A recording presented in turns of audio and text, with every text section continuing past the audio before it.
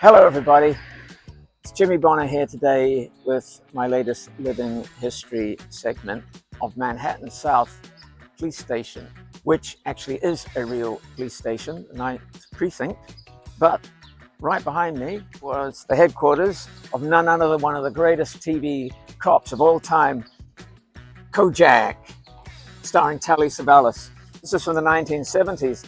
We had such great American police shows like McCloud, Cannon, The Streets of San Francisco, Hawaii Five-0, Policewoman, Columbo, The Rockford Files. Also, NYPD Blue was utilized in the facility of the building behind me as well. So, in the TV show, Lieutenant Kojak was played by Telly Savalas.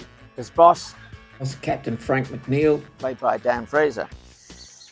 Bobby Crocker, one of his detectives, Kevin Dobson, and Telly's own brother, who was known originally as Demosthenes, Stavros, real name George Savalas, starred.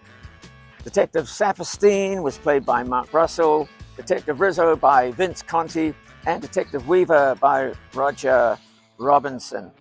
Kojak ran for 5 seasons, like 1973 to 1978, created by Abby Mann, Universal Productions, shown on CBS, the CBS television network.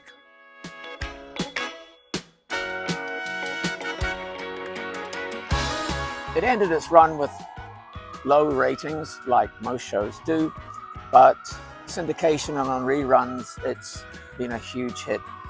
So I have this annual 1978 authorized edition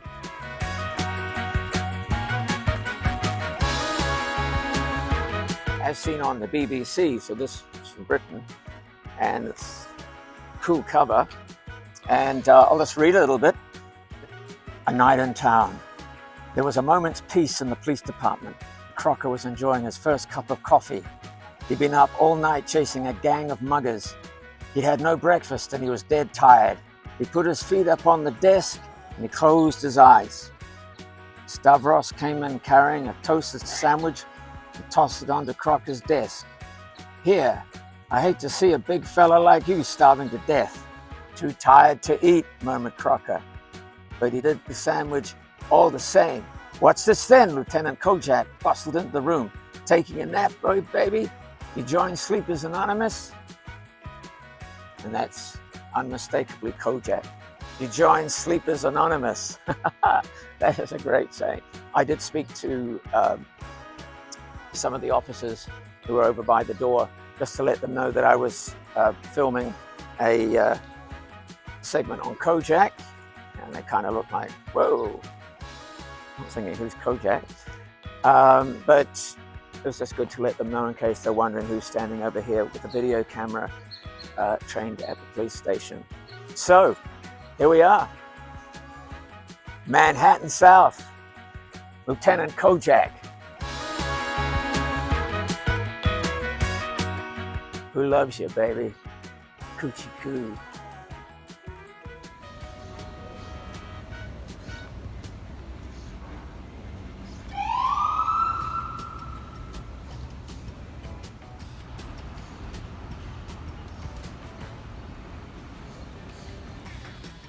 I've often wondered what it would be like if Kojak happened to be in San Francisco and ended up working with Detective Harry Callahan, Clint Eastwood, Dirty Harry, or if Steve McGarrett from Hawaii Five-0 happened to be over in New York City and was assisting Kojak, just trying to see how those three extreme characters would have been able to work together, each with their different styles, each with, one from Hawaii, one from San Francisco, and one from New York City. Imagine this all coming together. Who would be the boss? Who would be calling the shots? I think it would have been a fascinating scenario if a scene or an episode or even a movie had been made like that. It's kind of crazy in one way, but fascinating in the other. I kind of think that if they turned up here, well, of course, Lieutenant Kojak would have been running the show, and likewise in San Francisco, Harry would have been probably the lead detective. And of course, in Hawaii or in Honolulu, McGarrett and Dano and Chin Ho and Duke, they would have been out and about doing things. But I've always thought about that, and yeah, I think he'd be calling the shots. This is what Kojak is described as: a bald, lollipop-sucking police detective with a fiery, righteous attitude, battling crime in his city. So this is something that you saw over and over in each episode, where Kojak was doing the right thing. Sometimes he had to look the other way, but at the end of it, he might have had a fiery attitude, but he had a good conscience, and he always was on the right side of the law. And of course, Frank McNeil, who was his boss, was forever like, "Hey, Theo, you know what?" And he's like, "Come on, Frank, you know, da-da-da-da." You just walk in there, and it's, if you see the TV show and you look inside his office, it's like, God, it looks archaic. It's just desks and old turquoise faded paint on the walls. But remember, this was the 1970s. Very gritty. One of the other things I remember on the show was that whenever the lieutenant drove up, he would park outside here, but there was always a parking spot. And it was a little like maybe the television show Batman in the 1970s, where he would drive up outside City Hall and there was always a parking spot. Mind you, if you look closely at those Batman shows, you will notice it's exactly the same scene every single time. And of course, in those days, there were those huge, big gas guzzlers. Everyone had them.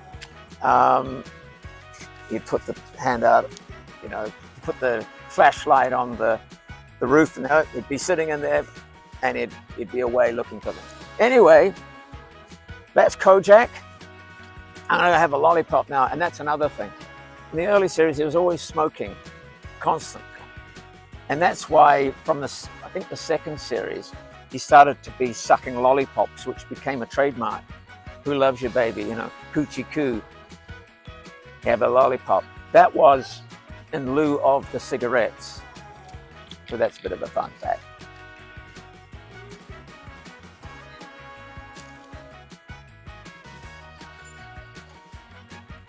Well, that's it for today. I'm Jimmy Bonner. I hope you've enjoyed this little Kojak segment here in New York City. And if you've enjoyed the video, please like, subscribe, ring the notification bell. If you want to leave a comment, please do. It's always interesting discussing TV shows, and particularly police ones. And if I can just add, this is one of my favorites from the 70s, very gritty, but you know, macho man, alpha male, Lieutenant Kojak, a good man. And you'd always want to have him on your side.